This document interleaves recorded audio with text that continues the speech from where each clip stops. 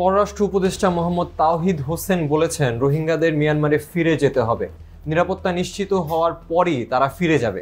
মিয়ানমারের চলমান গৃহযুদ্ধ, দেশটির অভ্যন্তরের বিভক্তি এবং বাস্তুচ্যুত জনগোষ্ঠীর নিরাপত্তা ও নাগরিকত্বের নিশ্চয়তার অব্যাহত অনুপস্থিতির কারণে রোহিঙ্গা প্রত্যাবাসনের সম্ভাবনা এখনও সুদূর পরাহত।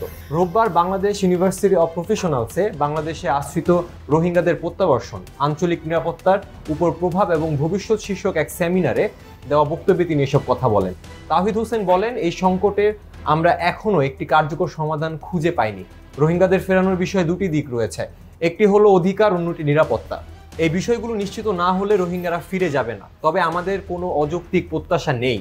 যে নির্যাতন থেকে তারা বাঁচতে চেয়েছিল, আমরা কি আবার তাদের সে জায়গায় ফেরত পাঠাবো?